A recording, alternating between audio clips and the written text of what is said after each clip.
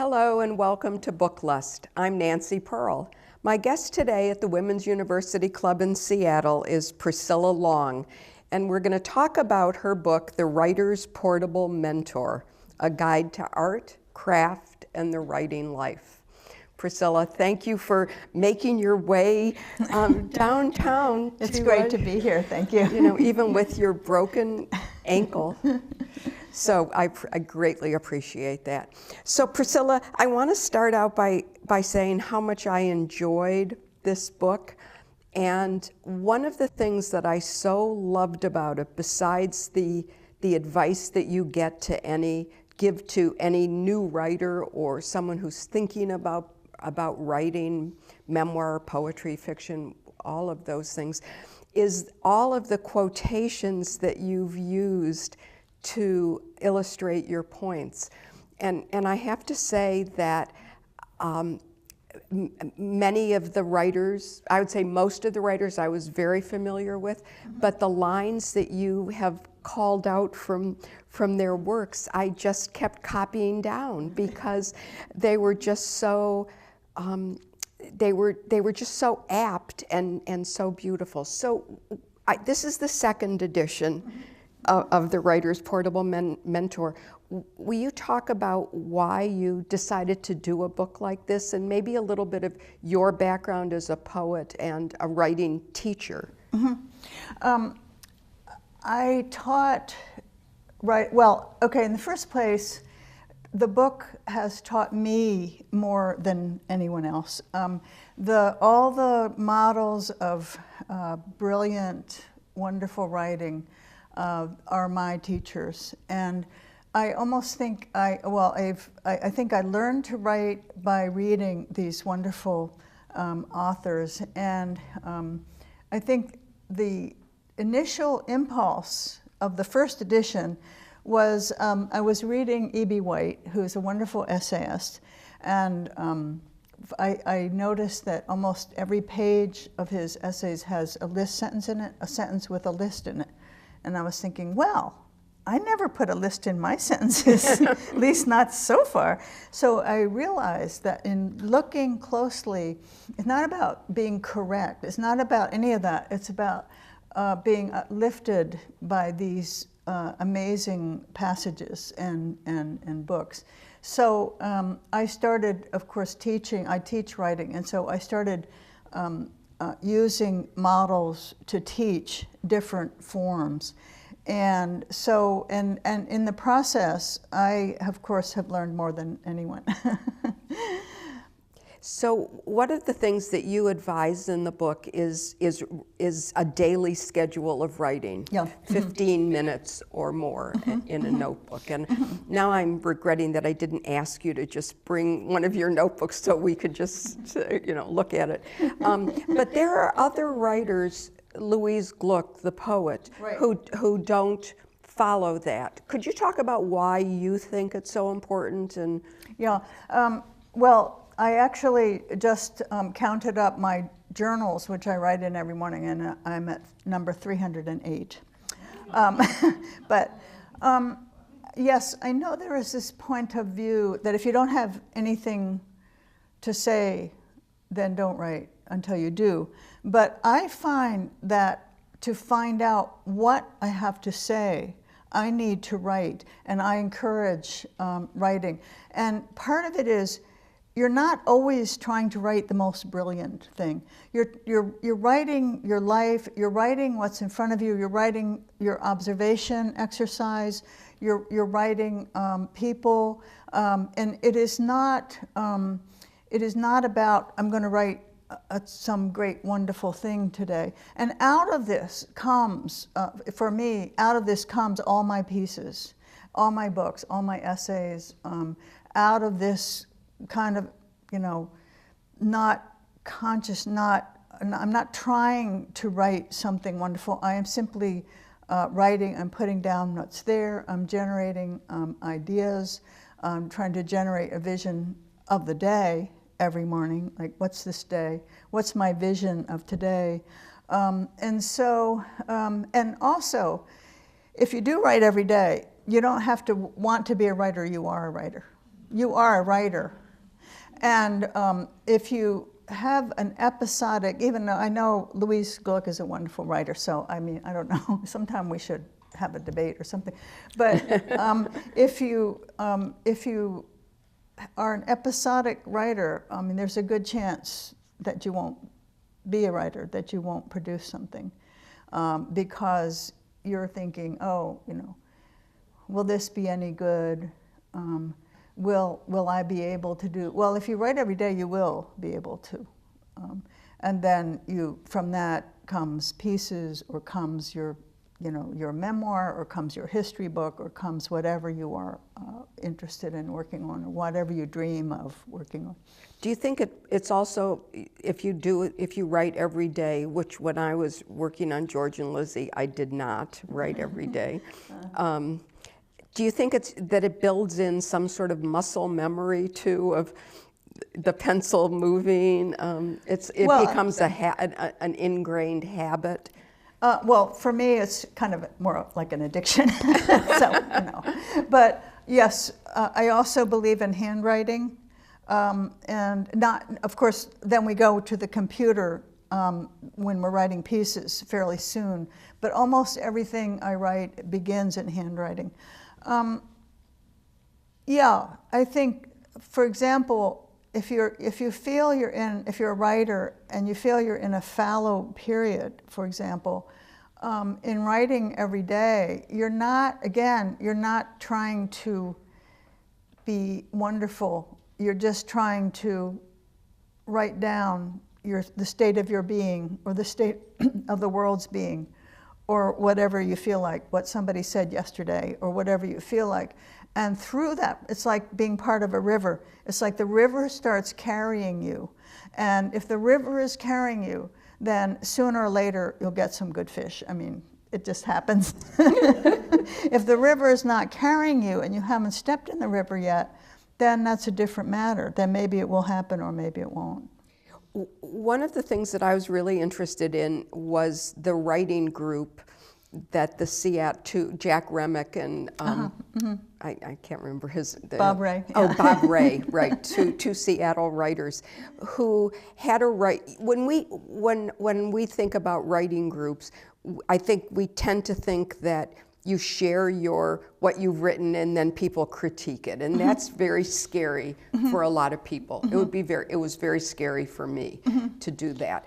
And with the writing group that Bob and Jack did, you just came together at a cafe, and it was at Louise's. It was at Louise's, for a long time. Actually, it was Louise's, and then it was Third Place Books. After Louise's closed suddenly, and suddenly we were without, like, what?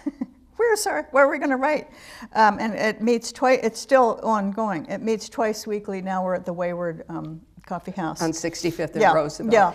But I was going to say that what characterizes that writing group is that, first of all, it's open to anybody who comes. Totally welcome. And what people do is you set a timer for 15 minutes or 30, whatever, and people write, but you don't exchange your material with anybody. We read. You read it out loud. Yes. But there's no critique. No critique. Yeah, and so my theory, and this came from Natalie Goldberg, and it came from Peter Elbow, who wrote a wonderful book years ago called Writing Without Teachers, which is, he called it free writing. And so part of my idea is that every stage of writing you can use a buddy or two. And so in this generating stage, it's actually a wonderful thing to do. You at first, I think people come and they're a little nervous because this is not good, right? Well, no, none of it is. But in fact, we generate pieces out of it. And so, and part of it is actually the handwriting too. That mostly we work in handwriting to do this, and we're writing continuously without stopping. We're not stopping to think, oh, am I going to write a pretty sentence? And so what happens is, like okay, I'm writing a piece. I was writing a piece on the color red. And so in the writing practice, I simply am generating any thought I have about red, anything that's red. What is red? I can stumble, I can say, okay, I've run out of red things. Okay, I have blood, I have, Marilyn Monroe's lipstick, and I can do that in the writing. And by the end, we have a 45-minute write, or we have 5 minutes, 10 minutes, 15 minutes, and 5 minutes. We do both those things. At the end of that, I pretty much have, and I might do it twice, I might do it another time. At the end of that, I pretty much have at least all the concepts that I am ready to work with when I'm actually going to write the piece. So it's extremely useful in generating pieces. And one of the things that I was quite taken with, have been for a long time, quite taken with that sort of free writing idea, is that if nothing comes to your mind, you can just write, I am stuck, I am stuck. Yes. Why isn't something coming to mind? I am totally stuck. What am I going to do? I cannot think of another thing. And something always comes. Right. You always think.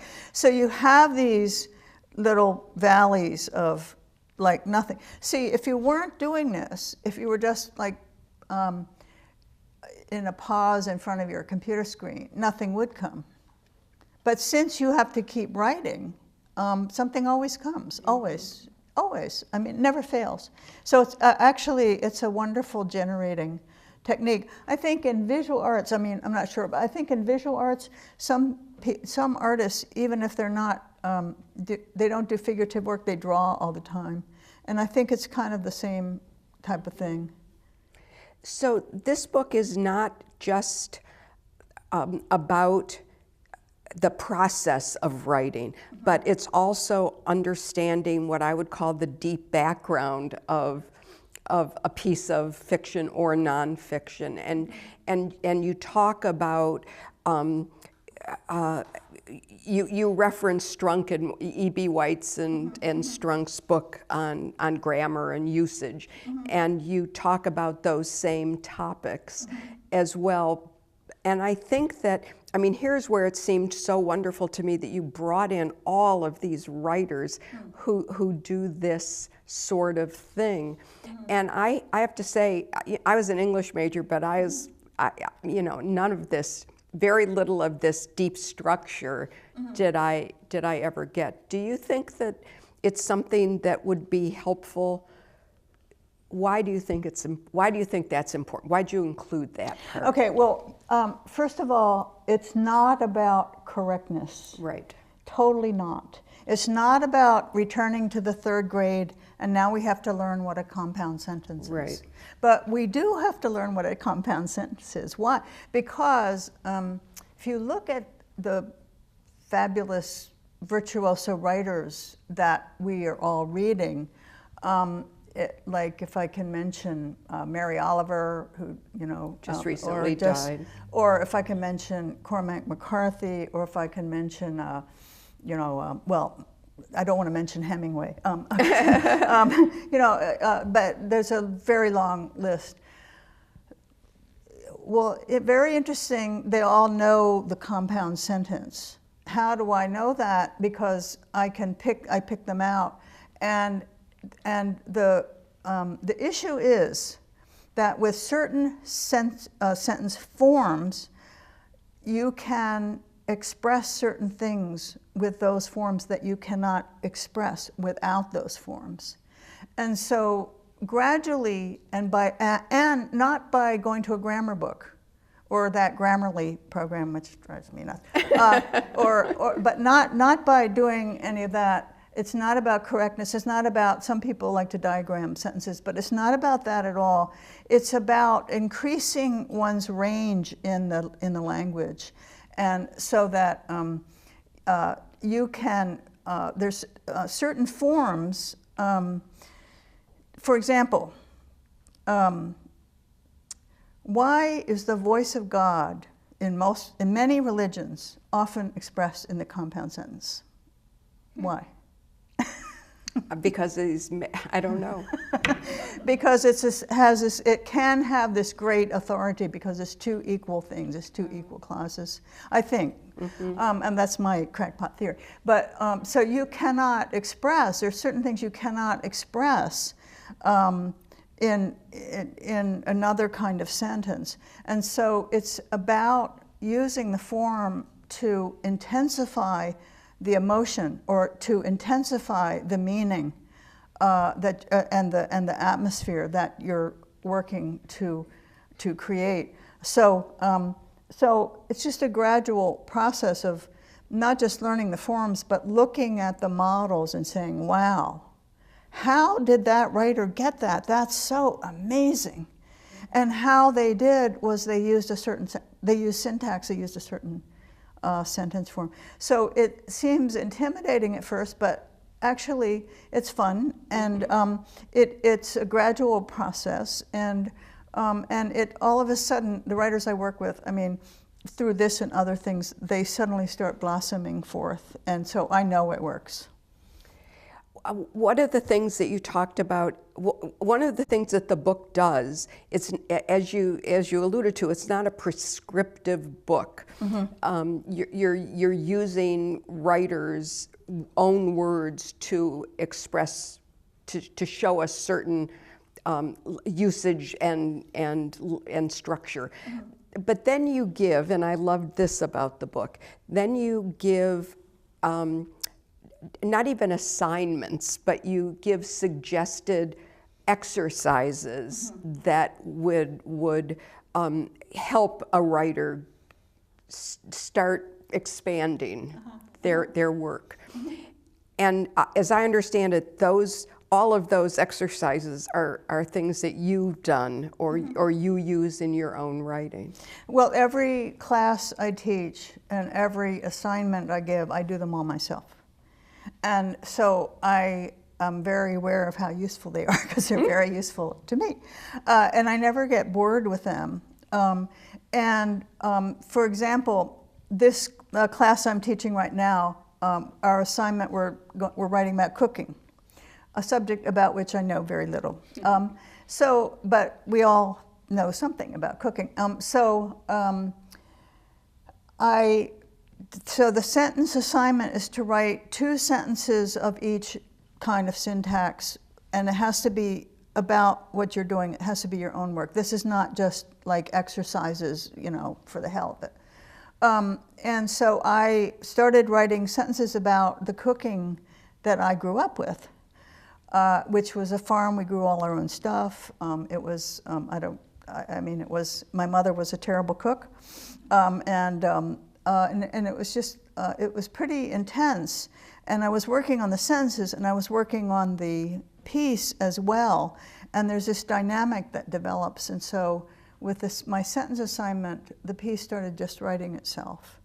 And so that's what happened. So I know that the exercises, like gathering the lexicon is another one, just gathering a list of 100 words that have to do with this, 100 concrete words that have to do with what you're writing about, a person or a place. And I've done them over and over again. And I enjoy doing them greatly. I find them extremely useful. And then I see how they benefit the writers that I'm working with also. Early in the book, there's a sentence that begins with "and." Early in this book, and I have to say, when I read that sentence, there in my head was Mrs. Szilagyi, my 4th grade teacher, who said, "Nancy, never start a sentence with "and" or "but" or "so." Oh, Mrs. Szilagyi. Oh, dear. So how did you arrive at that? I mean, what is your, what? Oh, well, I mean, this is, you can look in the Chicago Manual of Style, you can look at Fowler's, you can look at any conservative grammarian will always, they have hysterics. Like, why is this being taught? Because, you know, 1/3 or something like that of the sentences or of virtuoso writers start with "and," "but," and if you're taught not to do it, you're extremely handicapped because you must start then with however, moreover, furthermore, and no, not and furthermore, you know, these clunky yeah, and the other one is fragments. People are taught not to use fragments, but why is it then that all the virtuoso writers in the world, they all use fragments? Because fragments have a use, they can be really, really effective. So part of it is just to, like, let's, you know, loosen up and learn the real truth. Well, one of the things that most irks me in the books that I read is when the people are speaking in the book, but it doesn't sound like people really talk, because people very rarely would say, I have. They would say, I've. And why do you think writers choose to do that kind of awkwardness that always rings so false to me? I think that people have this idea, they're taught or mistaught to write in a certain formal or, like, quote, Right. formal way, which is not correct. And I think one of the things that writing practice, what we call writing practice or free writing, does is you're just talking in your voice. You're not trying to write fancy, and in fact, never trying to write fancy. Even if you want to use fancy words like John Banville, every page, there's 2 words you've never heard of before, right. Which is fun. I actually enjoy that. But we're not trying to do that. We're just trying to use the resource base of the language completely. And so including the whole range of high and low diction. So we're not just trying to do this medium high, what I call conventional received diction, or kind of what I would call, I don't know, like television language. Although I guess television has gotten better. I don't know. Or worse. Or whatever. I actually don't know about that. It is to get this great resource base in the language using high diction, low diction. We're not talking about correct or proper. Right. Do you have a pet peeve? You know, as a writer, as a writer, when you're reading a book, do you have a pet peeve that when that writer that you're reading shows up, you know, it does that, that you'll stop reading? I love language, so I love books, not whether novels or how-to books or any type of book. This morning I was reading Robert Bringhurst's Handbook of Typography. I mean, we should all read it. It is amazing. I mean, his sentences are wonderful. If you love books, if you love the history of books, if you love the history of fonts, it's a handbook for graphic designers, of which I'm not one. I love it because of his language. And he's written other books that are more for readers that read regular books. But so a book that, what bugs me is if I'm reading a book, mostly I finish a book I start reading, but I like books that are really using language. And those are the books I'm drawn toward, and that I love. And I won't read a book if it's just like information, usually, unless I really need the information. I mean, I read a lot of books for information when I'm doing research, but I'm not reading them for reading the book. Right. Do you keep a notebook? Do you keep your notebook with you at all time to copy? You have your notebook in your purse. Yeah, along with my phone. Yeah. And do you underline in the books you're reading, or do you turn down the pages? No, sadly, I destroy most books I read because there's because when you're reading, you don't really want to. I have a sentence book where I copy down sentences that I love. And when you're reading, you don't really want to stop every other page and copy down a sentence. So I underline them. And if I have a library book and I'm reading it and I find this is really, I just have to use this book. I close it and buy it. I just can't. I can't. Thank goodness you're not underlining in those library books, I can say as a, Sometimes as a librarian. I'm going and I go, no, it's a library book. I once asked the writer Ernest Gaines, A Lesson Before Dying, wonderful use of language as well, and I asked him what advice he would give to writers, and he said 8 words: read, read, read, read, write, write, write, write. And it sounds like from your book that's basically what you believe as well, that you can't be a writer without being a reader. You can't, because I don't think you can, because the reading gives you the world of possibilities, and plus it gives you other worlds. You can't just be in your own, we can't be in our own little world, but reading gives you this idea of what language can do. And if you don't have that, I mean, I have met writers who don't really read, and no, I mean, I'm not want to put them down or anything, but they're using television language. They just don't realize it. And if you want to have an expanding idea of what language, we're steeped in language, and it comes from a long history. And if we're writers and we're part of that tradition. It's like our mother and father and uncles and aunts and everybody. So so writers need to read, and read a lot, and then writers need to write. So, right. Yes. So in the little time that we have left, let's just name some writers that use language in ways that we both would agree is a wonderful use of language. And so you said Cormac McCarthy. Cormac McCarthy, yes.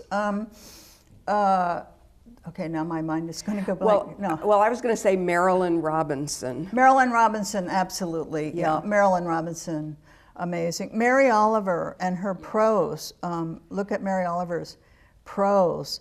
I love Tommy Orange's language, and I just read Circe. I read Circe. Yeah. Madeline Miller's. Madeline Miller, and then going back, I'll just say a word about Hemingway. People say Hemingway uses short sentences all the time. Well, it's totally untrue. You should try reading Hemingway. I mean, he has some of the longest sentences you've ever seen, and you know, he's worth reading, even though you could become irritated.